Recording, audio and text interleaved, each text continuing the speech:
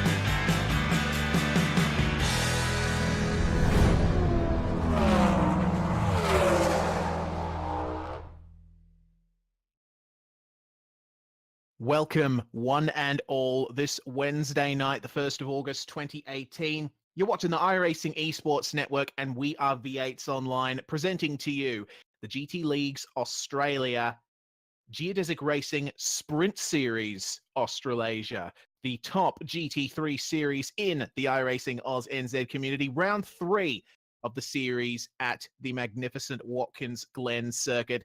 It's going to be a cracker for sure. My name is Reese Gardner. Joining me in the commentary box, once again, Brock Cat-Eye.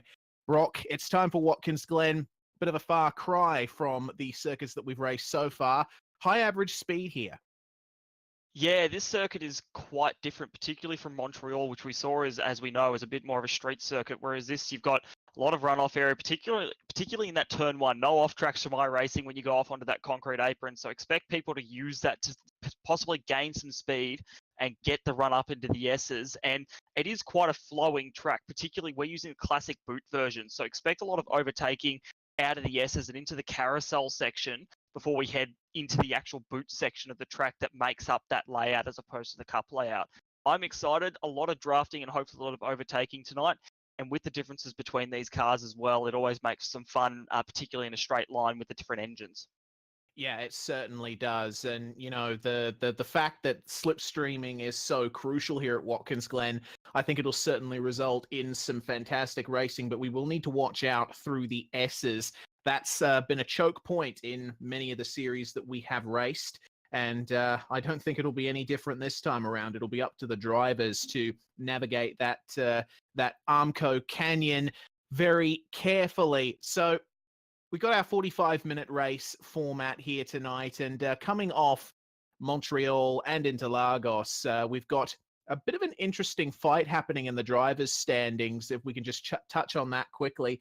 John Peasnick, he was sitting pretty for a dominant championship lead, but he suffered some major issues at Montreal that have put him in second place, and Ross Rizzo is leading the championship once again, our 2 in a row series champions. So once again, it seems to be the case that driving safely is paying off for Rizzo. Well, that was what Rizzo was always great at last season, was he was able to capitalize on results that, you know, potentially that weren't a win or anything. I think he got maybe only a couple of wins out of 10 rounds last season, and the rest were top 5 results. But that is what he is good at, and he managed to make it work, and now he's leading the championship. He's doing really, really well at the moment, and expect him to still be strong. He's fast in that car, and like you said, he capitalizes on results that mightn't be as good and doesn't make any silly mistakes. We saw in Interlagos and in Montreal as well, some silly mistakes being made that led to drivers like John Peasnick had a couple of spins and some cut tracks and that sort of thing, and he had a comfortable lead, and it all went away. So you've got to minimize those and make the most of the time you have on track to get those points. And that's what Ross Rizzo has done the last couple of seasons. And we can see now that's the setup he's got now. That's why he has the number 1 on his car, and he is one of the best in the field, not just pace-wise, but in terms of actually racing the car. And he's awesome to watch, and I'm really keen to see how he goes tonight. Particularly, we do have a few other strong guys in the field, but like I said, some silly mistakes being made, some great battling going on, but sometimes leading to incidents, which means that some people, unfortunately, are getting taken out and losing massive points. It's 400 points for a race win in this series. So you've really got to consider how many points you're losing if you have a DNF, and try get out there and pick up some points if you're really serious about doing well. Yeah, exactly right. And, it's a highly competitive field. And at the first round of the championship at Interlagos, we saw all of that come to a head with multiple crashes, multiple caution periods, and many damaged cars out there. So I think this time by round 3, the drivers definitely showed that they have what it takes to put on a clean show. Hopefully, it improves even further here because, as you said, it's Ross Rizzo's championship lead that really demonstrates the importance of racing cleanly, racing safely. We will have to keep an eye on those S's, though. As we're loading into the servers to get this show on the road, just want to introduce quickly, we've got a third person in the commentary box with us tonight, Brock. Joining us from Team Huge Ass, David Haynes. Welcome, David. Thank you. Good to be here, guys. I am racing in the Porsche series here in GT Leagues Australia, but not in the GT3 series. It's great to be in the commentary box for this, and I'm excited for this race. What are your predictions for this one? Are we going to see carnage? Are we going to see some awesome battling as we expect? No doubt we've got a lot of very talented drivers, some very quick ones, and we're going to have some good racing. That doesn't mean it's going to be clean racing the entire time. You said watch out through the S's, and I think that's a good plan because that is where the track is sort of narrowest, the barriers are closer, it's one of the highest speed bits, and if someone in front of you makes a mistake, you might not see their stricken car as you come up through the S's barriers both sides over the hill. Yeah, that's exactly right. That's one thing that you have to take into account around Watkins Glen. It's a very old-style track. Current layout of the circuit dates back to the early 1970s, so it's still very much a circuit of that time, despite safety improvements over the years. Those walls are still very close. Those corners are still very fast. And if someone crashes in front of you and you don't have a spotter right on that, ready to go, then it's certain doom. So you definitely have to be super careful. Well, 5 minutes and 22 seconds left to go in this practice session leading up to the race. And the drivers are now out there just testing the conditions, testing their cars, seeing how things are stacked. Weather, Brock. We've got a 40-degree track out there right now. It's pretty warm temperatures. Yeah, look, that doesn't really bode well for the S's as well. Like you were saying, it is a bit of a choke point, and that means there's going to be minimum grip out there as well. Like we're talking in those 40-degree temperatures. These cars, they have a lot of grip, and they can you can really throw them into corners, but with these bigger temperatures out there on track, they're going to have to take it a little more easily because the cars will slide around on them. And because Watkins, like you said, has that higher average speed, you're going a lot faster through a lot of these corners. So you just got to be careful, particularly when you're making moves. Under brakes, less grip. Through the corner, less grip. So you've got to be really careful so that we don't see people flying off into walls everywhere. And we do want to see good racing. And I wanted to touch on this. Last season, we saw some awesome racing from a lot of the guys. We've got some of our regulars back from last season, but we've also got some new guys, and it's good to see from last round and hopefully continuing into this one that they start to get used to each other, and we just see that great racing we're used to in GT Leagues Australia. So I'm really keen, and hopefully we can get a great race here tonight. Yes, indeed. Just under 4 minutes to go until we start gridding up for this race. The first times have come in the practice session. Mark Rayner at the top, Jamie McKnight coming around in second place. So it's definitely a lot of just acclimatization runs from the drivers at the moment, feeling their way around this circuit. They've already had a qualifying session with which to see how fast they can go, but driving with each other in a big field around here. I mean, they do it in NASCAR, they do it in the United Sports Car Championship, iRacing GT3s. They've come here quite a bit. And even in some races, I think that will be broadcast on the iRacing Esports Network. So be sure to check out the VRS GT series as well if you want to see the absolute cream of the crop in world endurance racing on iRacing. But Bo Albert currently getting to the top of the timesheets in that car 06, and Altus Esports with that brand new livery, guys. Yeah, that livery is very nice in my opinion. Looking at that blew me away a little bit. They did have just that sort of grey livery, sort of interim livery the last couple of weeks, but yeah, that Audi is looking awesome at the moment, and well, it might add some speed to him as well. Bo's been strong. He went really well in the Porsches last week, making up something like 24 spots or something like that across the two races. And GT3, he's an absolute gun as well. We've seen how well he can go, and in this Audi here, he's just proving that now. We have had Ross Rizzo go to the top, the man we were talking about before, but Bo's still got some good speed behind him, and good to see these guys are starting to get used to the track. Those times are improving as the session goes on, but the real test will be in the race here when we find out how they can handle those hot track conditions with another 30-something cars around them.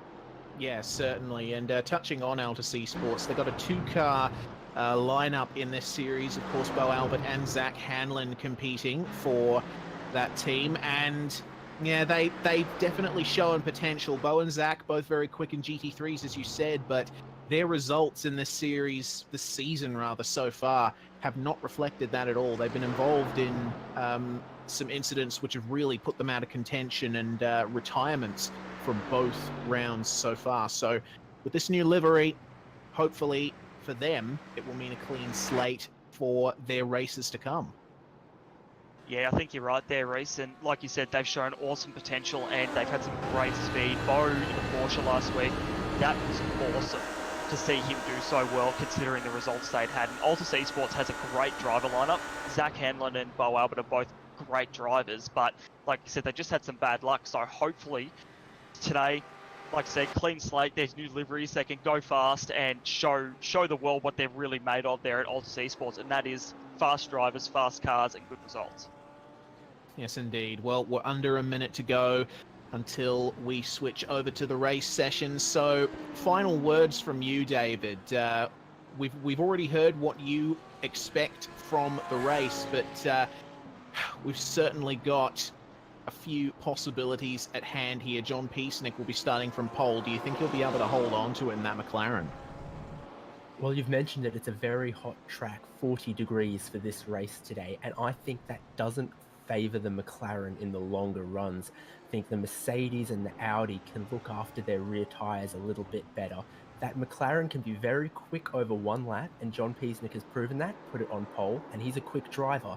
But I just worry that over his 45 minutes, his tyres maybe just won't last as well, and he might fall backwards. That's what I'm going to be looking for. Well, we'll see what happens, certainly.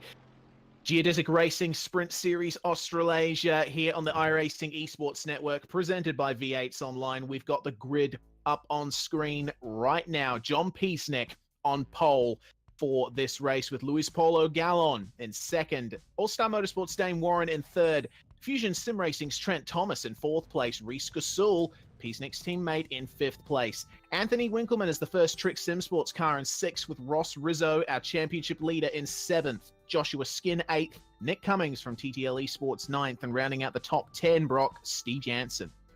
And in 11th place, we've got Scott Solosky and Bo Albert in 12th behind him. Martin Sildassi in a Trick Sim Sports machine in 13th. Zach Hanlon, Bo's teammate, in 14th. Maurizio Lastres in 15th. Adam Briggs, 16th. Ethan Warren, 17th. Dan King in 18th. Matt Morris, 19th. And rounding out our top 20 tonight, Corey Ott. Blake Neck, the second Fusion Sim Racing entry, in 21st position. Mitch McLeod from Talk Inc. is starting in 22nd position. Thomas McMillan starting in 23rd. Jamie McKnight will take to the grid in 24th place. It'll be interesting to see what he can do for Evolution Racing Team. Gene Fiddies in 25th position. The Gene Genie, as our friend Jake Sperry likes to call him. Liam Burns in 26th. Alex John in 27th. Brody Whitmore lining up in 28th. Rounding out our 30-car field here on the final row, we've got Mark Rayner, and Cody Bircher. Formation lap is on. This is going to be an interesting race, I think, and I'm just looking at this McLaren. I'm thinking, I love the fire-breathing look of it out the back there, and I love that John Peasnick can make this car work. I think he's the only McLaren in the field here, just like he had the only Ford GT last season, and somehow he made that car work. So I'm going to be interested to see it here. I think David's predictions of the tyres going off is actually a really interesting look at the McLaren and how it's going to perform tonight, and he could be very right there as well. Because John has got a very different car to most of the other drivers there. We've got a lot of Mercedes in this top 10, top 11 cars as well. Be interesting to see how he performs compared to all of them. And also Dane Warren in a BMW in third, a rare sight as well. We're used to seeing Mercedes and Audis. So there is going to be a bit of performance difference between the Mercedes, BMWs and McLarens up in that top 5 there. And I'm really curious to see how we go. Dane showed some great pace in Montreal coming third, and he managed to just work his way through the pack and stay safe. And like we were saying before, that's what you need to do in these races to get maximum points. That's what Ross Rizzo is great at doing. He's down in 7th at the moment, but most races we've seen him in, he works his way up, and that's because he's safe. So coming around about halfway through this sighting lap now, I'm curious, I'm excited, I'm ready to go. Yes, indeed. We're coming into the boot section here at the moment. Now, this is a section that we should all be watching through the race. This has some of the prime overtaking opportunities on the circuit, and one of the more recent layout additions, once again in the early 1970s, but there's a good outbraking spot down here at the toe of the boot. Very interesting line through this corner as well. It's very easy to gain and lose any amount of time through that corner, so watch out for passes being set up out of it as well as passes being made into it, because it's certainly a kind of corner that lends itself to that. Down at the heel of the boot as well, a corner that's somewhere between 2nd and 3rd gear, depending on the way you've got your car set up. And that gravel trap has certainly claimed a few cars in this series, as well as other series that we broadcast on V8s Online. And then they come around to these final few corners of the lap, and the anticipation is certainly building. They're starting to fall back a little bit from the pace car now. Another thing that we got to consider, guys, that mandatory pit stop, that pit entry at Watkins Glen on the apex of the last corner. Certainly potential for some incidents there, but the pace car is going to pull into the pits, the iRacing roof safety car, and Peasnick is going to lead the field away here.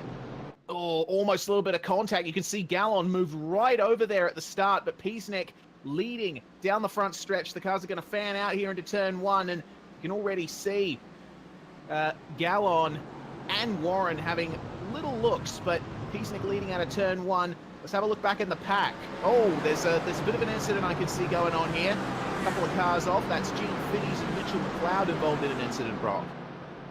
Yeah, I'm just watching up through the S's at the moment here, watching to see if there's any contact. That looks like they've actually gotten through there completely clean. That is awesome to see. So now they can start to get everything sorted out here, make some moves, but we're through what was arguably the hardest part of this first lap, which is that S's section all bunched up. We've actually got Luis Paulo Gallon, Dane Warren, and John Peasnick embroiled in battle for the lead. And Dane Warren is going around the outside here of John Peasnick. Gallon has fallen back a bit. Warren is going to slot back into 2nd place here. Peasnick will maintain the lead, but now Trent Thomas has moved up into 3rd. Already battling going on in the very early stages of this race. Yeah, certainly, and Gallon has really fallen back there down the straight. He's now facing pressure from Anthony Winkleman, so close to making contact. They're all jostling for position here on lap 1, just trying to find their place. And I'll tell you what, is Gallon actually going for the move there on Gasol, but I don't think he'll be able to hook it up. Gasol has the traction on the exit. Oh, he's still going for the moves there. Gallon not too happy about his state of affairs, and Gasol in the wall. Oh, no. Oh, dear. Oh, the track's almost blocked. That's a very narrow lane. There's potential here for a big incident. Oh, well done, guys. Safety car's been deployed. Okay, we've got looks like an OPR car there also spun around. That was just really unfortunate there. I'm going to be honest here. Gallon sort of threw it up the inside there, and Gasol did a very good job to give him space. but just went a bit too wide, and that's not Gasol's fault at all, but he just got out there on the grass and hit the wall and then came back across, but that was opportunistic at best from Gallon. I think he was a bit frustrated with how he'd come at the start of the race. He dropped back a couple of positions and he really wanted to get it. He tried to do the switchback, and yeah, it just didn't quite go as well as what it probably could have. And I think Gasol was caught a bit off guard there and just went a bit wider, and yeah, that's ended up in that. Luckily, no 20-car pileup or anything like that. Most people are okay, and the race will go on after this safety car. Well, it has pretty big championship implications, I will say, because Ross Rizzo was involved in that smash. So he's going to be a very unhappy chappy right now, Mr. Rizzo, all the way at the back of the field. He's going to have to make sure that he gets everything sorted in that manner. Currently going for a replay of the start incident. That was Gene Fiddies and Mitchell McLeod.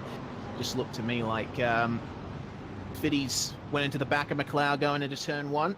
He gave the position back, though. Good sportsmanship.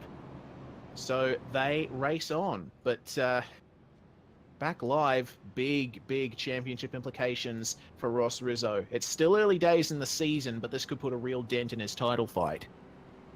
Well, as I was saying before, that you get 400 points for a race win here. If you DNF or you finish way down in the pack, you're risking losing 300 points to your rivals straight up. And we're only at round 3 as well. But you lose 300 points now. It means you've got to claw those points back. And if he finishes first and, say, Peasnick, if he's in second play, if he's in first, finishes second, he's only clawing back 12 to 15 points on him anyway. So he's really got to... I mean, tonight he's got to move his way back up through the field if he really wants a good chance, because guys like Warren, Peasnick, and Thomas has been very strong as well. Trent Thomas has been up there or thereabouts each race. They're going to be looking for the championship win, and in their ideal world, they won't let up, and they're going to try and get the best results that they can. Obviously, Rizzo didn't plan that incident happening. It's just happened, but now he's going to try and work his way back through the field. Back in 25th now, 18 spots down on where he started, but we know he does have some good pace, so he might be able to work his way back through still with 40 minutes left to go here. Indeed. David, your thoughts on that incident? Well, Gallon got a very good run up through the S's, got side by side with Peasnick into the carousel. Peasnick defended the inside, and then Gallon lost out on the outside, and that's how he ended up a few places back. And then that desperation from there to get those places back, sort of the shoes become on the other foot, and we've seen that other driver go into the wall. So, yeah, a contentious move, I suppose, there from Luis Polo Gallon, but you see how he ended up in that position was that he was almost bumped wide by John Peasnick on the first lap. Yes, indeed. Multiple things to consider in that one, but we'll leave that to the stewards to have a look at. But aside from those incidents, the first couple of laps were remarkably clean, I think, especially compared to what we saw at round 1. And the lights are now off on the pace car. We'll be going back racing in just a lap. Now, what I'm concerned about here is Peasnick versus Warren up the front. You could see that just before the incident with Gallon and Gasol, Warren was really pressuring the back of Peasnick. You can tell he's hungry to take that race lead. Yeah, that's it. We know Warren's a very talented steerer. We've seen him in the LMP1 in OEC, the GT3 in this series here, and the V8 in Scops in the official Monday night series. He's actually just off the back of a win at Belle Isle on Monday night. So I'm sure he's got a bit of momentum rolling at the moment. Also won in OEC just last weekend. So he's really got some momentum going at the moment. And I'm sure winning this GT3 race tonight will just top that all off for him coming into the weekend for Scops. So you could see, like you said, coming into that first lap, and on that first lap, he was hungry. He was looking at every opportunity that he could, and he saw the opportunity when Peasnick was slow and nearly got it to work, but around the outside there, coming into the boot, doesn't really work out too well, so he just had to slot back in behind. He's already made up one position. With about 38 minutes left to go, probably more like 36 when we finish this pace lap. He's still got a lot of time to make it work, and like David was saying earlier, if those tyres go off even a little bit on that McLaren, I'm sure Warren will be there to swoop right by if he gets the opportunity. So Peasnick's got to be careful here. Yeah, he certainly does. And remember, we've still got the pit stop phase to come up. It was a bit early in the race to consider making a pit stop under this safety car. So I don't believe any drivers have decided to go for that route, so who knows? Perhaps considering the old adage that safety cars breed safety cars, the drivers might be waiting for another one of these caution periods to pop up later on in the race and take their pit stop then. Otherwise, they face the possibility of taking those green flag pit stops, and well, that's a bit of a chance to take, to be sure. Well, those two Trick Sim Sport cars, Ross Rizzo and Anthony Winkelmann, did come through the pit lane just then. They're now at the back of the field. They've cleaned up the cars a little bit of repairs done, but I'm sure they also took the opportunity to just put that little bit of extra fuel back in the tank. So they'll be starting at this restart from the back of the field, but I imagine their next pit stop will be shorter than everyone else. Yeah, if they pit at all, we know that Trick Sim Sports love to do that fuel saving, so it'll be a big challenge for them. But Watkins Glen, high slipstreaming circuit, plenty of opportunities for fuel saving coming up to the carousel especially. So we'll be watching out for those guys as they come through the field. But up the front, John Piesnik is about to lead the field away as they come through the last corner, and he is away right at the apex of the last corner, sorry. He got a very good run, and you can see that Gallon really got a good jump as well, actually got by Trent Thomas and is now in third place. So the field coming down into turn one under racing conditions again. Bo Albert versus Joshua Skin, that looks pretty spicy. Yeah, Bo's decided to hop back in the slipstream there, but like we said, that draft is really important here, and he might be able to make a move considering this is the classic section. He'll get a real nice run out of the S's here. Might be able to throw it down the inside, provided Skin doesn't defend too hard. He's riding the middle of the circuit at the moment, but Bo's going to pop out around the inside there. Might be able to throw it down the inside. He's not very far up, and there we go. He's decided to go, but Skin may try hold it around the outside here. He's having a look. That's the best part about the carousel. No, he's going to slot back in behind there. So we've actually had Gallon get past Warren. Gallon is on a charge at the moment. After that incident on the first lap where he moved back, he is wanting this win. Warren's going to try come back a bit.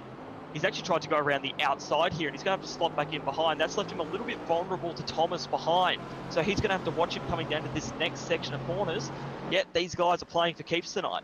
Yeah, certainly. And with Warren, you can take it around the outside at that corner, and you can see he actually got some really nice traction out of the exit. In fact, you can see there Warren has got the rear end of that car hooked up, but Gallon certainly with a very determined drive after those lap one shenanigans. So certainly under threat now is John Piesnik. Meanwhile, I'm looking further back, Scott Solovsky and Zach Hanlon battling with Adam Briggs. These guys are really close at the moment. This is the battle for the lower reaches of the top 10. And now, Reese, we've got Blake Neck and Corey Ott were going side by side through the last corner. Ott's just thrown himself back in behind Neck here, but they nearly went 3 wide coming to that last corner. And Neck's just about drilled the back of Dan King. He got very close there on the brakes. We're going back to second and third place here with Gallon and Warren. Warren has got a great run out of the S's section and is looking left and right, trying to find a way. Gallon has gone ultra defensive here. Warren is going to have to find his way around the outside. Thomas is in on this too. Yeah, and he's now looking to the inside. Thomas is right there waiting to take the position away if anyone makes a mistake.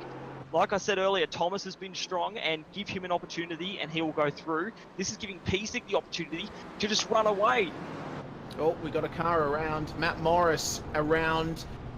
That's certainly not optimal, and that's happened at the carousel, I believe. Going to a quick replay of that. That was an incident with Thomas McMillan. McMillan taken to the grass in an attempt to pass. I don't know if he was squeezed by Morris, but either way, that has resulted in a very heavy hit with the wall. Yeah, that's unfortunate there. Going back live now, it just looks like McMillan tried to be a little bit opportunistic with that move, and he's just gone on the grass, and, well, they've made contact and Morris is around.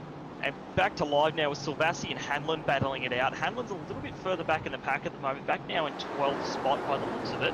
He's going to have a quick look at Silvassi. They're going to have to slot back in behind. This corner here isn't really an overtaking opportunity, but he'll have to wait until potentially the last corner. He's going to have to slot back in behind there, but a nice long straight to draft in behind to you. He just messed up in the middle of the last corner. You hit that curve just wrong. It really upsets the car, and Hanlon finding that out definitely the hard way. But both of these guys, ex-teammates from Evolution Racing Team, Silvassi going to Trick and Hanlon going to Altus. But second and third, once again, very close out of the S's, and you can see Gallon knows the possibility here that Warren will go up the inside, so he's preemptively protecting it. And you can see that once Warren hits that air outside of Gallon's slipstream, he just has absolutely nothing on him. So it's going to be a challenging pass to make for Dane. Coming down into the boot once again, this is where the BMW will shine the most, these medium speed corners. Gallon seems to have him covered for the most part. I guess it's just a case of whether or not he can weather the pressure that Warren is putting on him.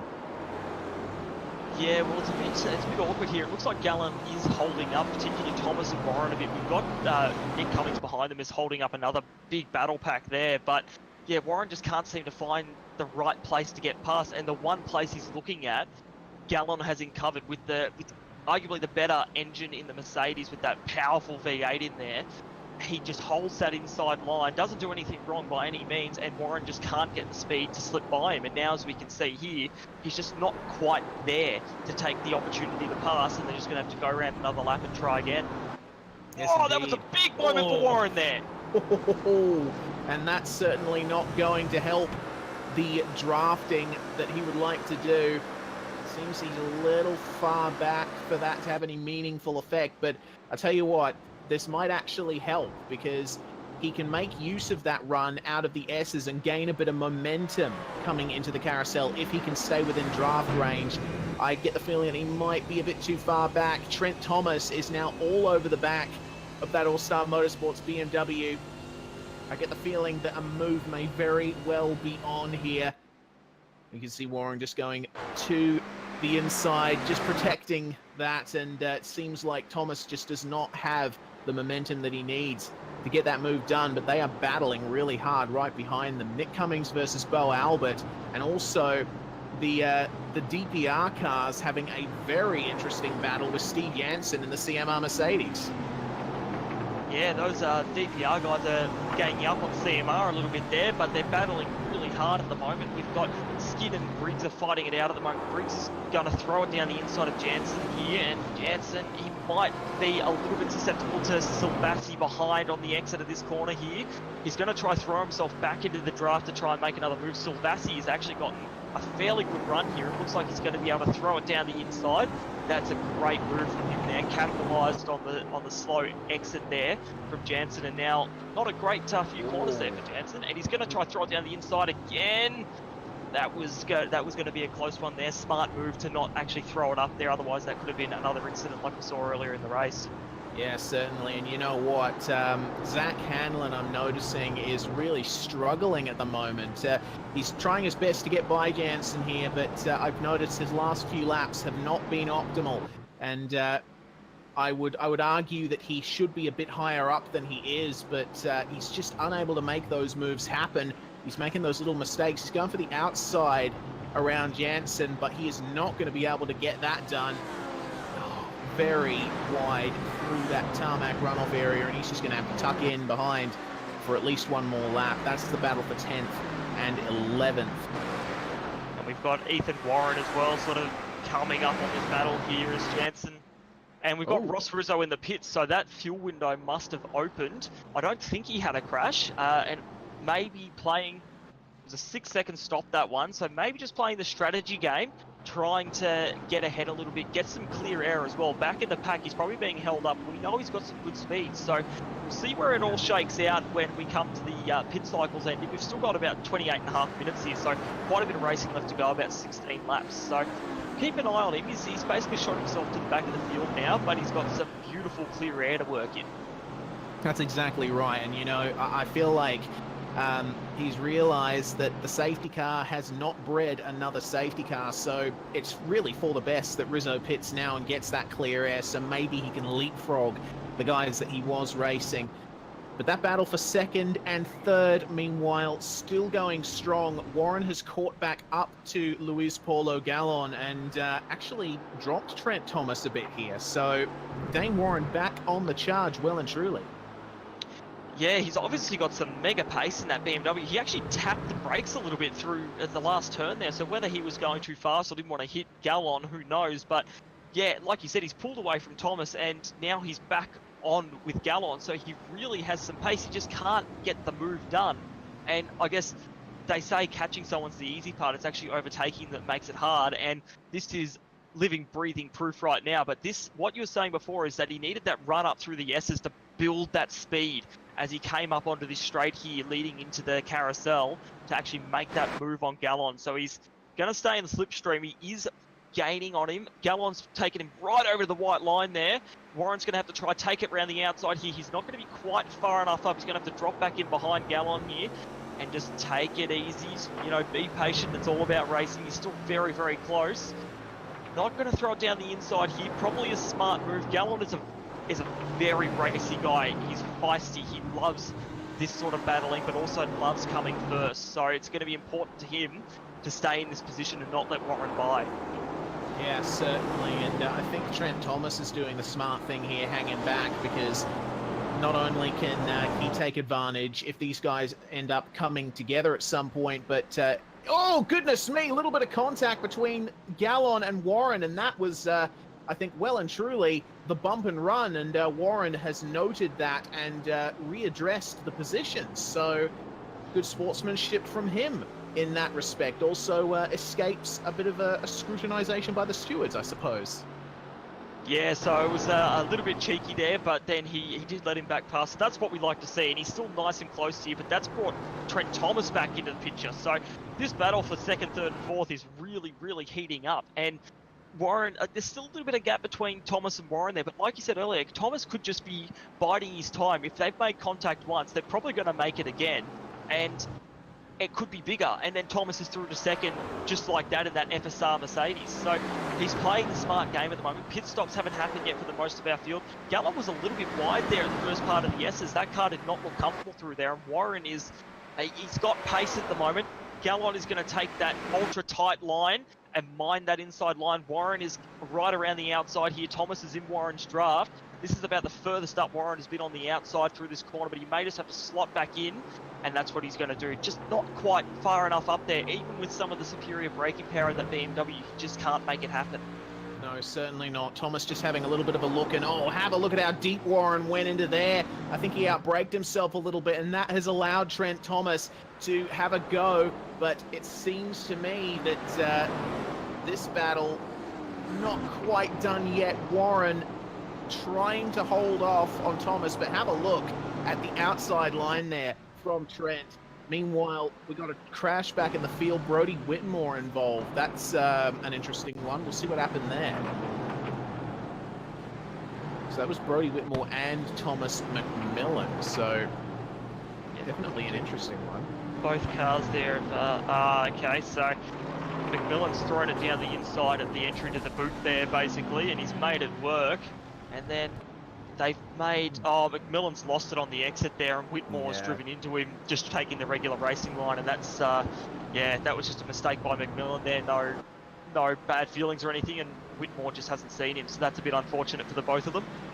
Yeah, certainly is. Well, just going back up to the top of the field now, Dane Warren has managed to hold off Trent Thomas, and actually having a look there, Brody Whitmore lap flagged by race control. Not sure what that's about.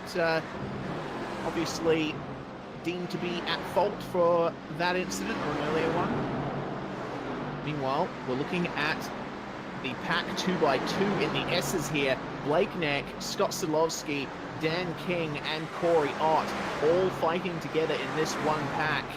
Slipstream upon slipstream, and these guys battling down in the lower verge of the midfield. I'll be looking to make up quite a few positions, and Neck doing well at the front of this pack, but I feel like the one that is certainly putting his heart into it is Mr. Ott. Yeah, Corey always goes out there and he really wants to do well. So when you see him, you know, he's drafting, he's trying to make those moves work. It's because he really, really wants to get every little position that he can. And he's made up 4 positions since the start of the race by the looks of it. So he's really doing well. And in this little battle pack, with that draft, all it takes is just that little bit extra speed off the corner and you're down the inside. So he's still quite close to Solosky here. Blake's got a little bit of space up front there. So now Solosky has to look behind him and worry about Ott and King behind him, particularly coming around to this last sector and onto the front straight to make sure a move doesn't get thrown down the inside into turn 1. Yeah, certainly. Neck in a Ferrari versus 3 Mercedes. The balance of performance of the GT3 cars right now is pretty much spot on, but oh yeah, I just saw that. That was Dan King getting into the back of Corey Ott through the last turn. You can tell that he's not quite done with Mr. Ott there, but not going for the move into turn 1. He's going to wait until the carousel. Neck going very wide through that runoff area, but you can do that here at Watkins Glen. Yeah, well that's it. I mentioned that pre-race, that you don't get an off-track or anything like that for that. So people use that to get that extra speed. They do it in real life in NASCAR as well. They really take it wide there and take advantage. Scott Solosky's actually quite close, and behind we've got Ott. He's got to worry about King here. King is having a little look, probably won't be able to make it down there into the carousel. But again, if you can get up nice and close in this more technical section of the track coming up, then you can think about making moves. And King is looking very racy here. We're going to go back to the battle for 5th. We've got Cummings, Briggs, Albert and Silvassi all battling it out here, 5th through 8th place here. Cummings has got a lot of guys behind him looking racy and want to slip past there. And Cummings has been a little bit off the pace compared to our leaders here. He's done well to hold 5th place, but he's taking that middle line, trying to defend here. And Briggs has nearly gone around the outside as they come down into this corner. And we look at the background here, we've got Albert and Silvassi. Silvassi's gotten through, but Albert is going to fight hard for this position and keep it as he comes through here. And Briggs is up the inside of Cummings as well. It's all going on. They nearly made contact there. Oh yeah, very good battle here. And I wanted to actually draw your attention to Adam Briggs because he is fighting for 6th and 5th place. He started in 16th, so he's had the mother of all runs through the field right now. Very well done at the moment from Adam Briggs, and looks like he's going to try and challenge for 5th. That's Silvassi there, pulling out of the slipstream, trying to go for the move on Albert into turn 1, but they're very close on braking performance there. Albert should get the traction on the outside, but he'll have to give room to Silvassi through the S's. That is not going to help either of them. Silvassi slotting back in there, and now Albert in at the slipstream of Adam Briggs, and it's brought a few new players into town. Joshua Skin and Zach Hamlin getting in on this as well. And Briggs struggling to find a line here, and Cummings. No! Briggs is off! Wow! And not getting. Oh, yep, there we go. He got into the wall there, Adam Briggs, and we've got one of the Aussie sports cars around into the wall. Oh, Albert! No, Albert was having a great run there. How on earth did that happen? I didn't quite see that. That was contact. Albert ran wide. We'll get a replay of that whole thing.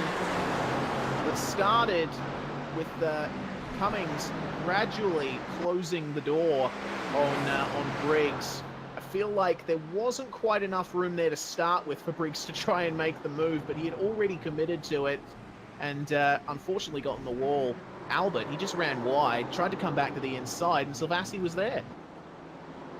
Yeah, I mean, Silvassi was just taking the regular racing line by the looks of it, and he had a car on his inside too, so he was a little bit wider than usual, but yeah, just a bit of unfortunate contact there. And from Briggs' point of view, it was hopeful, that move. It was almost like what McMillan tried to do, and it didn't go so well then, and he ended up, now he's out, he's crashed out, but or spun around, but yeah, it just was never going to work on the grass. And we're going to have a look at Dame Warren and Luis Paulo Gallant back together again.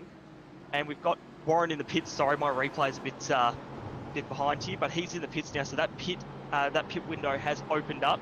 He's probably trying to get himself a little bit of clear air here as well. He does have that pace. If he can jump Gallen, that could mean everything to him in terms of trying to catch Peasnick as well. Peasnick hasn't gotten too far ahead of them either. He was about 2 seconds ahead of Gallen. And if Warren can go on an absolute bender of laps in this last 20 minutes, he may well be able to catch him and challenge for the lead. Interesting to see these next couple of laps. Yeah, I think this was a certainly. good decision by Dane Warren because we know that BMW can be pretty good on fuel. He might get a shorter stop, and also he might have been being held up a little bit through the boot section. I think he's best to just try for it and see what laps he can put in by himself.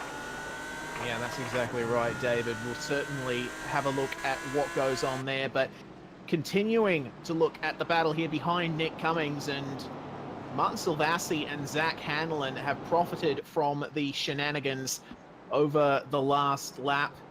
So they will now be looking for what is 4th place on track.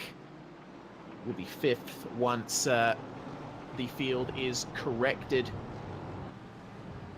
Looking roughly single file here.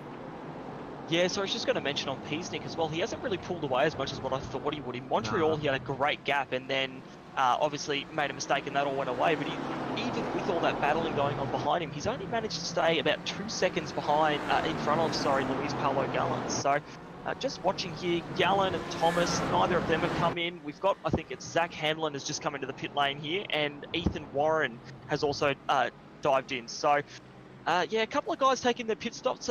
I think we had Ethan and Zach.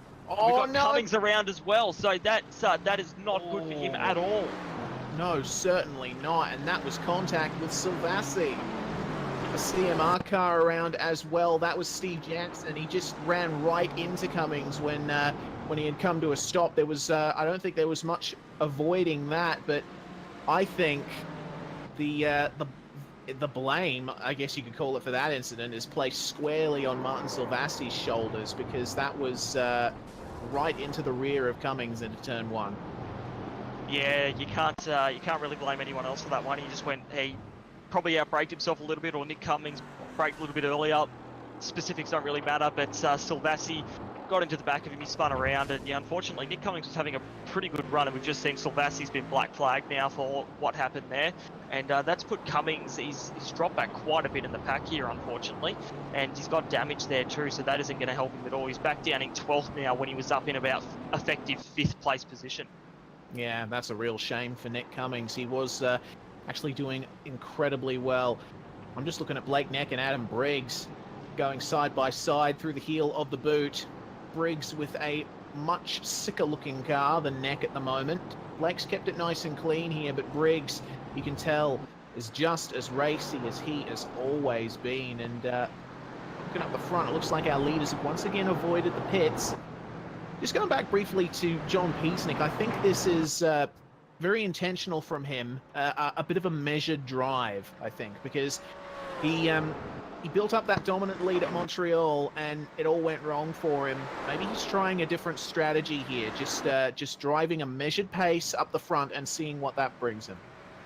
Yeah, there's no benefit to wearing out his tyres, building up a gap that could be erased by a safety car any minute. Definitely best not to look in your mirrors too much, but just, keep a solid gap, keep that lead, and then 2 seconds is enough when the pit stops come that if you get yours right, you'll still hold that lead.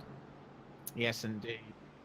Meanwhile, Scott Solowski, Corey Ott, Dan King, as well as Mauricio Lastres.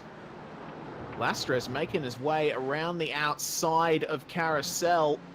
Very good move, has to be said. That was built up all the way from the S's, and now Corey Ott's going to try and get up the inside of Mr. Kozlowski. But once again, Lastres proving that you can hold it around the outside at Carousel. Yeah, that was a great move from him. He just kept that momentum going and managed to take it around the outside. Now he's looking to, I bet you he's looking to skiff away now and let Solowski, King and Ott fight behind him. And Ott is still very close here to Solowski as well.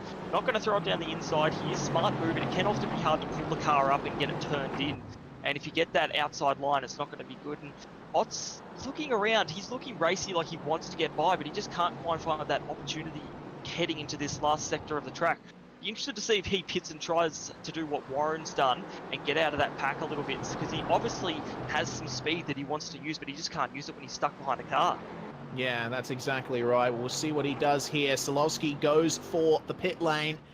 I tell you what, if That demonstrates right there the danger of the Watkins Glen pit entry. If you're right on the bumper of a car that's going into the pits, you don't know what they're going to do, whether or not they're going to accelerate out or just stay out of the throttle going into the pits, and it's very possible that you can rear end them. Fortunately, that did not happen, and Sislavsky's taken his pit stop. Oh, he actually overshot that, so that is not going to be good for his race. Yeah, exactly. And particularly when he's in that sort of battle pack, everything needs to be millimeter perfect. Otherwise, you're going to disadvantage yourself. And Peasnick has actually just made a mistake. So now Gallon is going to come right up on the back of him. That cushion he had. Oh, no. I bet he's glad he has it now. But Gallon, he has got his target set. Peasnick has just made a mistake. And now with 12.5 minutes left to go, it's all on. And Peasnick looks to be struggling a little bit. This he needs to pit now.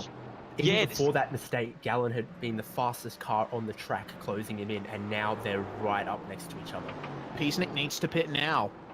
He can't leave it any longer. He has to get it done right now. Try and get those fresh boots on the car, get that pace back, take advantage, because Gallon is waiting in the wings here. Yeah, that McLaren is sliding all over the place, and this could be what you were talking about earlier, David, in that those tyres may not be handling it as well, and he's quite wide on that curb there as well. This will be interesting to see if he does come into the pit lane here. He's kept on going. I don't think that's a smart decision with Gallon right behind him. This could help Warren in the long run if these guys keep battling, but yeah, this doesn't bode well for Peasnick, I think. He doesn't need that pressure coming from behind from Gallon. We know he's a fierce racer and he will do anything within the means of the rules to get past someone. Yeah, certainly will. And they're actually coming up on some lapped traffic here, or are they? Sorry, I thought I heard another car in my replay. My mistake. They've got some clear air in front of them at the leaders, but yeah, Gallon, you can see right in the slipstream of Peasnick, and the McLaren is known as one of the best cars in a straight line. So to have that kind of run, Gallon has really got that car hooked up. They're actually leaving Trent Thomas in the dust here. Yeah, that's it. So Peasnick has obviously found a bit more of that speed. Peasnick's actually, his best lap is a 1:44.7, but Paolo Gallon isn't much further off that, 44.9. So they're both quite close on pace, but Gallon has got some great pace underneath him. He's doing low 45s at the moment, which is a bit faster than what Peasnick was managing up ahead coming into this stage of the race. So I'll be interested to see when these guys pit, because I don't know, Peasnick is under a lot of pressure at the moment, and it might be smart to just pit in, potentially even let the tyres just cool down a little bit, get back out there and go again and try and start trying to set those purple sectors all over again. Yeah, certainly. That's definitely something that would benefit Peasnick in that regard. It's a very difficult decision to make. If you've there we go. Peasnick going for the pit. There we go. Okay, so this is crucial that he's done the pit before Gallon and Thomas. I think that will benefit him, because he'll have some extra time to try and eke out a bit more of a gap over Gallon. We'll see how Gallon and Thomas respond. Well, we'll have to look at Dane Warren as well, guys, because he's just coming through into the last corner now. And remember, he took that very early pit stop, so this could work out extremely well for Dane Warren here. Peasnick coming out of the pits now, but Dane Warren just coming into turn one, so it has not worked out too well for him there. His lap times have not been anything very special. Dane had a 5-second longer stop, so it sounds like maybe his JRT fuel numbers were a bit off, or what, he put a bit too much fuel in the car. But yeah, now he's in 7th place at the moment, and he is about 7 seconds behind Peasnick. So because of that extra 5 seconds, that's put him, well, it's put him way too far behind to grab a draft or anything like that. So it's going to be hard for him to reel them in, particularly with Gallon and Thomas in effective 2nd and 3rd, as far as we know. And yeah, it's unfortunate that mistake was made, because now that's taken him probably out of contention for the win. Yeah, it certainly has. That's certainly going to be one to have a look at post-race, because yeah, he was really pressuring Gallon for, at the very least, a 2nd place, and he could very well have taken that win if it weren't for that pit stop. So We'll see how he goes from here, but Gallon and Thomas now in the pits, and you could see Trent Thomas braking as late as he possibly could for that pit entry, just to try and gain anything he possibly could on Gallon. So this is the deciding factor for the top three at the moment. Luis Paulo Gallon versus Trent Thomas. And Peasnick is coming through the last corner now onto the main straight. See, Thomas overshot. And we're watching now. We've got Peasnick is going to take that first place back by the looks of it as he comes through turn one now. Wow, that is a fairly solid amount of time there. That's immense. Paulo Gallon's stop was 7.4 seconds and Peasnick's was 7.1, so barely anything in it, a few tenths, but on track before the pit stops. If all of you out there remember, that gap was about a car length, and now he's got a solid couple of seconds on Paulo Gallon. And Dan Warren a very long way back as well, so he doesn't even have a chance versus any of these guys. I tell you what, that's interesting. I don't think I've seen a case where taking a pit stop earlier is that beneficial. Well, we saw how late Trent Thomas was on the brakes for the pit entry. Maybe Luis Paulo Gallon was just too conservative on his pit entry line there, and that could have lost him a second or so. Yeah, it certainly could, but I'll tell you what, you have a look at Gallon versus Thomas. Look at the gap between them now. It was pretty close when they came into the pits, but now they're almost on different planets at the moment in terms of where they are on the track. So it's very interesting how the pit stops have worked out, but you can see up the front, Gallon starting to gain a little bit more here on John Peasnick, so it's still not over for the race win. We've got 6.5 minutes to go. Yeah, this is going to be on for young and old with 4 laps left to go here, and we've got, they're going to battle hard for that. I reckon Gallon's going to try reel him back in, and their pace has been very, very good. So coming around for this next lap, John Peasnick did a 45.8, which is, on the slower side of things, and obviously Gallon's just done his outlap, but he's already reeling him in. And just to comment on Thomas's pit stop quickly, it was 32.5 seconds in the lane. I think I saw him have to reverse back into his box. So I feel like he may have overshot, and then he's lost a couple of seconds, and well, that's probably put him out of contention for second or first here. But because Warren made that mistake, he's now gone back, and he's quite a ways behind Thomas instead of in front. So unfortunate mistake there. But going back to Peasnick and Gallon has caught him quite a bit in the carousel as well. So this is going to be great, I reckon, these last 3.5 laps. I'm looking forward to it. Oh, there we go. Gallon already showing the nose.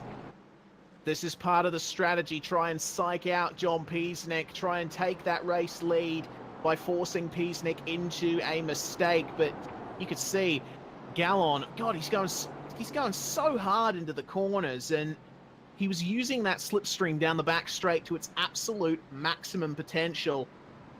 So certainly not over. When they cross the line next, it will be 3 laps to go. Peasnick knows it. Gallon knows it. They're going to be fighting incredibly hard. And I tell you what, if they continue this battle... Oh, Coriot around, we're hearing. Oh, and that looks like Nick Cummings there as well, having to recover from a spin. So, goodness me. Yeah, so we've had Coriot's been hit by... I can't tell who that is there. That's Mitch McLeod. Mitch McLeod. It's not been his race. He's gotten out wide there, got loose, and absolutely slammed into Coriot. Corey spun, and oh wow, Ethan Warren rear-ended Nick Cummings there by the looks of it, because Nick slowed down and he didn't see what was going on, and resulted unfortunately in Cummings being spun around there. Ott, I don't think, has any damage. He just got tagged and spun around there. So unfortunate for him, because he was having a great run this race. That's exactly right, and wow, that was a pretty fair whack. But it's on for the lead now as McLeod spun again, but now... Here we go, Luis Paulo Gallon almost taken to the grass, little bit of contact. Oh, but they both managed to keep it on the track there. Gallon, goodness me, Peasnick gave him slightly less than a car width, and Gallon went, yeah, okay, that's enough, I can make that work. Not without a little bit of rubbing though. Yeah, so I guess, as they say, rubbing's racing, but Peasnick is not going to have liked that, I don't think. And we've seen people try to defend hard there, and, well, Gallon just took that extra risk there to try and make it down the inside, and he made it work, even if for that contact. So Peasnick hasn't lost out too much, but now it's up to him to really push hard in that McLaren and bring it back. And he's run a bit wide there as well, so that's not going to help him. That's going to compromise his run. Maybe pushing a bit too hard, overdriving the car, knowing that first place is slipping away from him. Yeah, that's right. Well, I guess at this point, Gallon, priority number one for him is to continue driving the wheels off that Mercedes to try and gap Peasnick as much as possible. But goodness me, I think as Peasnick makes another small error, we got 2 laps to go. I think Peasnick has just watched that win slip away from him well and truly. Trent Thomas, I think he can smell a potential second here if Peasnick makes a mistake. But we are looking at the pack behind Blake Neck once again. Neck seems to have spent a lot of time at the head of a battle pack in this race. Adam Briggs has gotten by him, but he's still got Joshua Skinner, Mauricio Lastres behind him. So, actually, Blake doing rather well there. He's made one of the best runs in the field, at least in the top 10. He started in 21st. He's currently in 9th. Yeah, he's had an absolutely awesome run, plus 12 positions. And he's our biggest mover of the race here tonight as well. Just looking in the background here behind Blake, we've got Skin and Lastres battling it out. Oh, that's contact between Blake and Lastres. Yes. Yeah, and that's in the wall. That's really unfortunate there. Just as that battle was starting to heat up, and I dare say that Skins race over. Yeah, certainly. That was. We're getting a CPR parts replay of that one. I feel that was a bit of an optimistic move on Skins' part. Yeah, I definitely agree there. I did not see that coming. Usually you can tell when they're just about to go for it, but that was completely out of the blue, and I'm assuming took Blake Neck off guard as well. And we're going to go back to second and third here because we've got Thomas. He's still reining Peasnick in, and now Peasnick has got a worry here. His speed is just not what it was at the start of this race. Trent Thomas has actually just done his fast lap of the race last lap round, and we'll see what the time is this time round, but he definitely... And we've actually got Trent Thomas as the fastest car on track right now. He just did a 1:45.5, which was 0.3 faster than Peasnick and 0.4 faster than Gallon. So he is flying at the moment. Yeah, he certainly is. Trent Thomas doing fantastically here, but we are on the last lap of the race, guys. White flag. It's all on for Trent Thomas here to try and take second place from John Peasnick, and it's all on for Luis Paulo Gallon to hold on for victory here.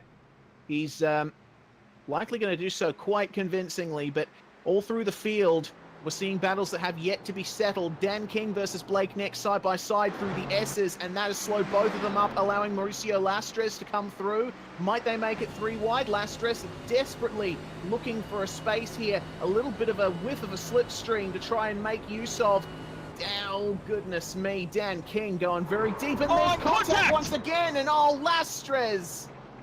That was certainly not on. And Blake Neck is now facing a completely ruined race. It just seems to me like, I don't know, Lastres, I think he was expecting Neck to stay wide, but he didn't.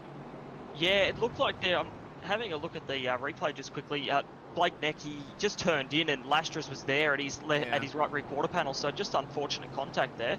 And we're shooting back to the leaders now as we look. Thomas is... Wow, he is right on the back of Peasnick there as they come through the second last corner now, sorry. I don't know if he'll be able to get it, but he's coming very, very close. And the last corner now as we look at Gallon just up the road there. He looks like he's going to take this race win. He's flashing his lights. Peasnick looks safe in second place, and Trent Thomas will bring home third place. Dane Warren in the background there after what seems to be a botched pit stop is going to bring home fourth place, and with a bit of a story of what could have been tonight. Yeah, certainly.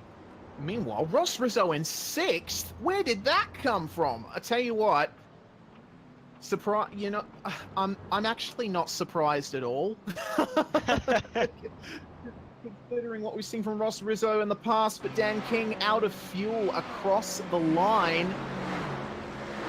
And that is going to be heartbreaking for him, losing 10 spots out of that last corner. So Dan King, he tried his very best, but was just unable to make it in the position that he was in. So a few things left for the stewards to look at. I think the incident between Nick and Lastres, I think, one to be looked at. It could be looked at a few different ways.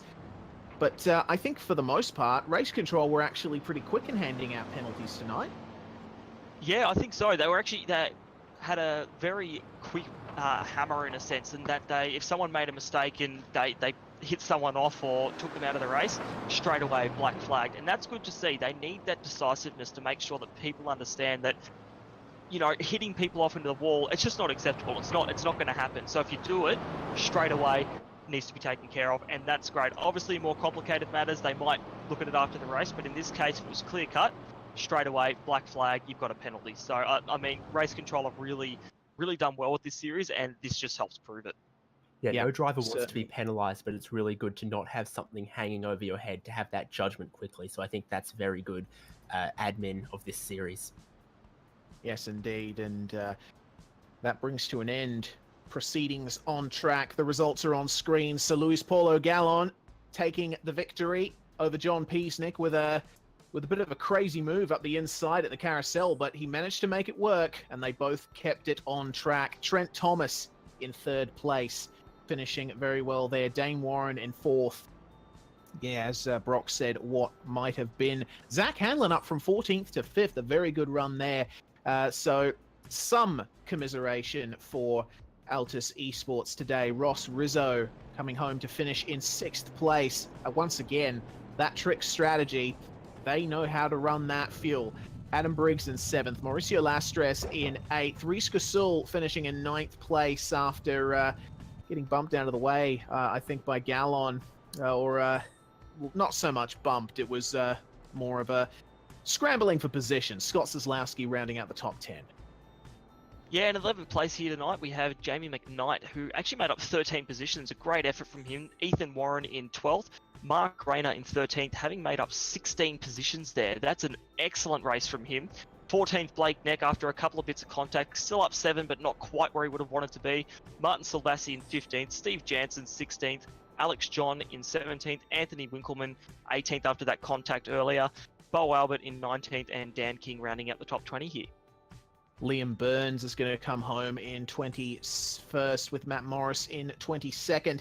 Nick Cummings, another what might have been story. He was on for a potential 4th or 5th place, but he'll have to settle for 23rd in the end. Corey Ott in 24th as well. Gene Fiddies finishes where he starts in 25th position. And then we come to our non-lead lap finishes. Joshua Skin, Mitch McLeod, both 1 and 3 laps down respectively. And then our retirements, Thomas McMillan, Brody Whitmore, and Cody Bircher. 30 cars in this race today, and most of them took the finish. And I got to say, guys, that was a pretty entertaining one. Yeah, I really enjoyed that race. I think that this is what we love to see from SSA, and they've done an awesome job here.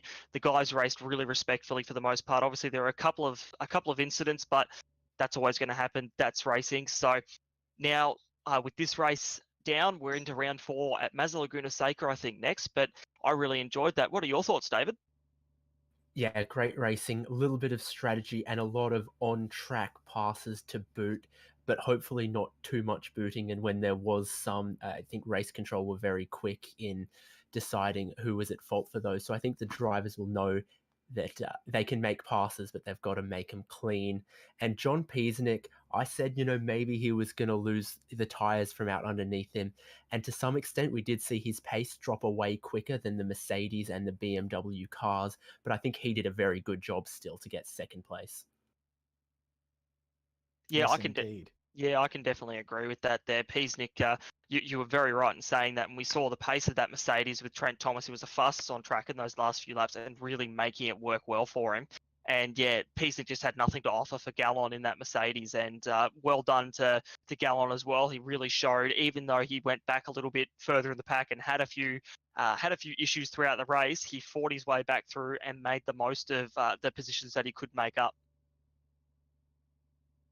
Yeah, certainly did. Well, we've got drivers coming in for interviews. The first one that we are going to come to is, well, our race winner is not here, but second place, John Peaceneck. John, welcome to the commentary box. You had a good lead there, but unfortunately it didn't work out for you. Yeah, hey boys. Yeah, thanks for that. Yeah, unfortunately, thought I was sort of sitting pretty, but the hot weather or the hot track temperature, and obviously my car was just slowly getting looser and looser, and obviously confidence going down a little bit, and just yeah, I just couldn't hold on much longer. So I did make one little mistake.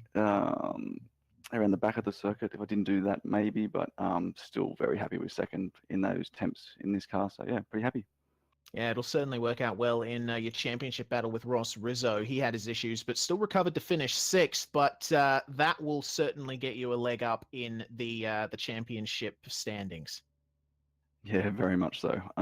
After the last race, mate, I was words can't describe how I felt about my stupidity pit lane penalty. But so yeah, very happy to get a race completed and up the front there, and just continue the points with the points, and hopefully just keep staying up the top and just stay consistent and get the championship. Certainly, are you finding the McLaren a better player than the Ford GT? Yeah, they both have their pros and cons. They're both both hard to drive in their own way. But yeah, in competitive wise, obviously the McLaren's much quicker in its current state. Yeah, so I used to drive the McLaren a lot when I first joined iRacing, so it's taken me a little bit to get back in the swing of things. But yeah, pretty happy to be in it, mate, and wouldn't want to drive any of the other ones now, to be honest. So it's coming home in a way. Before we let you go, John, who would you like to thank? Mate, just a big little shout out to Element Motorsports, mate. Just a very small team, but we should get together and get good results. So yeah, just to them boys. Thank you. John Peaceneck there for Element Motorsports, your second place finisher. We are now going to bring in our third place finisher, Mr. Trent Thomas from Fusion Sim Racing. Trent, third for you after a fourth place start. You must be happy with that. Yeah, absolutely stoked. I was surprised I had the pace to stay with those guys at the front. So, but yeah, happy to bring home a podium, which yeah, it's my goal to get a podium. So I'm really happy with the result. Was it just a case of staying behind the guys in front of you, trying to pick up positions where they came, or were you raring to go for that entire race? We noticed that you were very close in that pack at some points. Yeah, right at the start of the race, I had the pace to really be right on the back of them, and then about halfway through that first stint, I'm not sure what happened, but I just sort of faded off, and I think the lap times become pretty stagnant. Couldn't really catch them, wasn't really losing them either. And then I actually realised after my pit stop I didn't have the traction control turned on for that whole first stint, so I was having a bit of trouble getting the power down out of some of the corners, and that turned out to be the reason why. Yeah, well, we certainly noticed that you had a big up in pace, particularly towards the end of the race. You almost had John Peaceneck there. Do you think if the race was a lap longer, you would have got him? I'd like to think so. I made a couple of errors on the last couple of laps while trying to catch him. He seemed strong in the first half of the track, and I seemed to gather that back in the second half. Whether or not that would have led to a passing opportunity, I don't know. But yeah, I had fun either way. Certainly, and a podium finish out of that as well. Before we let you go, Trent, who gets it done for you? That'd be AWS, Dripping Paint Graphics, and Eclipse Signage. Thank you very much for joining us, Trent. We will see you in a couple of weeks' time at Mazda Raceway Laguna Seca. Thanks, guys. See you then. Trent Thomas there for Fusion Sim Racing, your third place finisher, and our final interviewee for tonight. Wow, Ross Rizzo. You were the championship leader coming into this round, but after lap one, it seemed to us like it was all over for you. But amazingly, once again, you managed to claw it all back and finish a position up from where you started. You must be stoked with that one. Yeah, pretty pleased. I was actually really gutted for Reese because I saw it all kind of unfold and he was trying to do the right thing, and then we all got cleaned up. But I think the rest of the field did a really good job of avoiding that. And yeah, I knew we could get back into the top 10. We had the pace, but we need to do something a little different, and that was pit under safety car and then pit again nice and early to get clear track. Well, it ended up working out well for you in the end, and you managed to salvage a position from all of that. But had that lap one incident not happened, do you think that it would have been a higher position for you anyway, especially considering what happened to other guys in the top 10? Potentially, but it's not really worth thinking about because, you know, we've proven you can do well in this championship by ticking off top 5s and top 10s, and that's what I got tonight. So, and that's where I felt the car was today. Maybe a little bit higher, but hey, I got a result I was after. You certainly did, and the championship battle between you and John Peacenik has really closed up with this. So, I mean, I suppose we can expect what kind of answer you give, but I suppose it's still business as usual at Trick Sim Sports. Just try and get those positions where you can. Yeah, read me like a book. Yeah, just calculated risk management, get results where we can. Like we said, top 5s can get you a championship. So you know, and John's been on fire. Element Motorsports have been on fire. Louis been quick. Trent had a great night tonight, and he's certainly going to be one to watch out for, as many others are too. Yes, indeed. Well, before we let you go, Rizzo, let's hear who gets it done for you.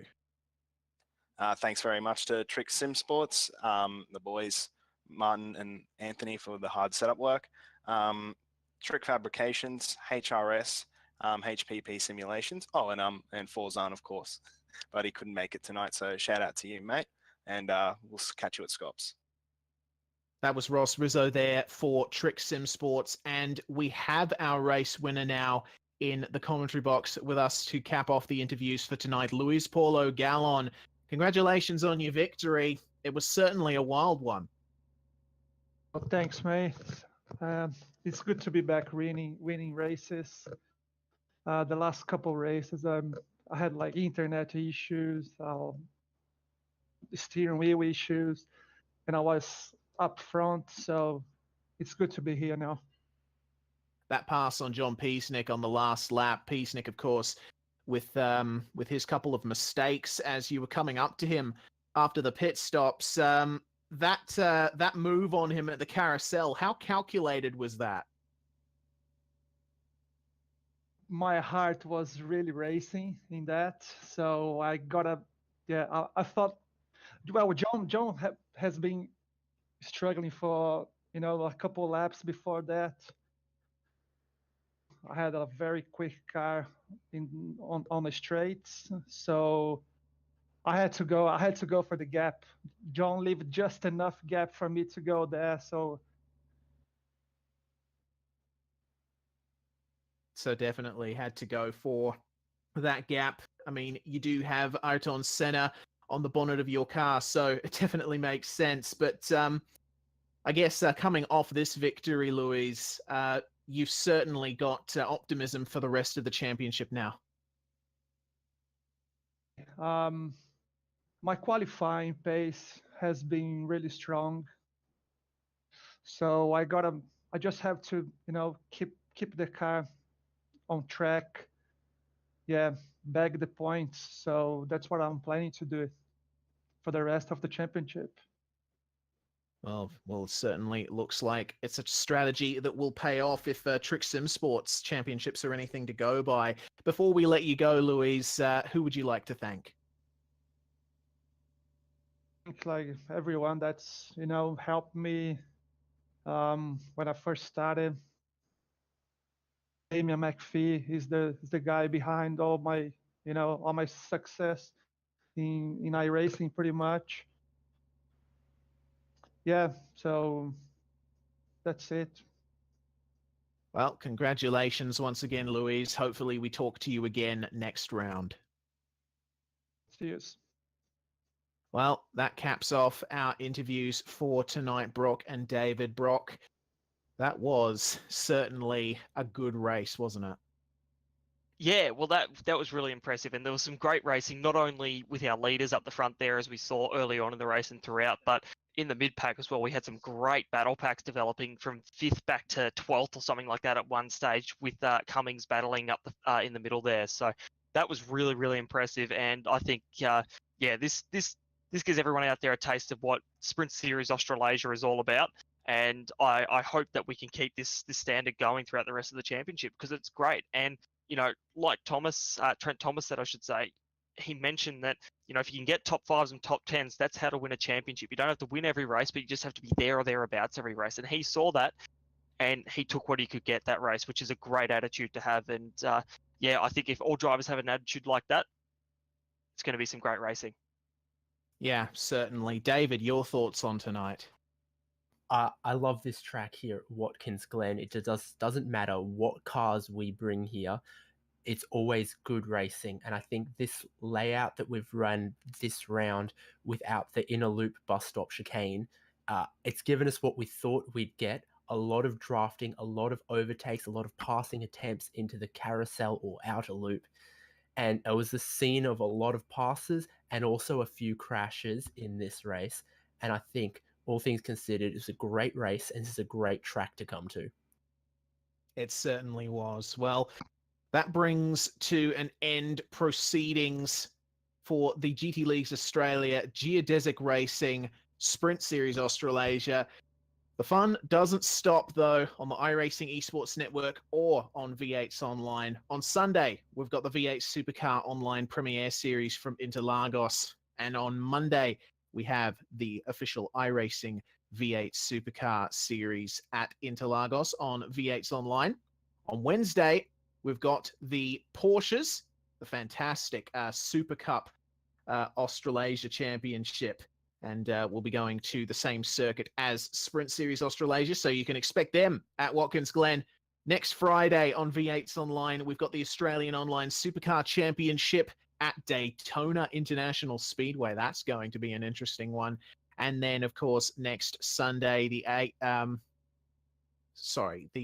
date for next Sunday is the 12th of August. Had to quickly bring up my calendar there, guys. The Majors Series at Spa, the 2.4 hours of Spa in GT3 cars. Watch out for that. You can catch it all on V8's Online and on the iRacing Esports Network. Thank you very much, everyone, for joining us. Thank you, Brock and David. It was a pleasure once again. No, good to be here, and I'm really keen for the Porsches next week, and really cool to have David up here, and he had some awesome insight as well, so that was great. Thanks, Brock. Thanks, Reese. Yeah, I won't be in the commentary booth because I'll be in the car for the Porsche Super Cup Australasia next week, but maybe in a fortnight I'll be back with you guys. We'll certainly see about that. Well, that brings to an end proceedings once again. iRacing Esports Network, we are V8's Online. This was the Sprint Series Australasia presented by Geodesic Racing. We hope you enjoyed. Have a good one. We'll see you next time.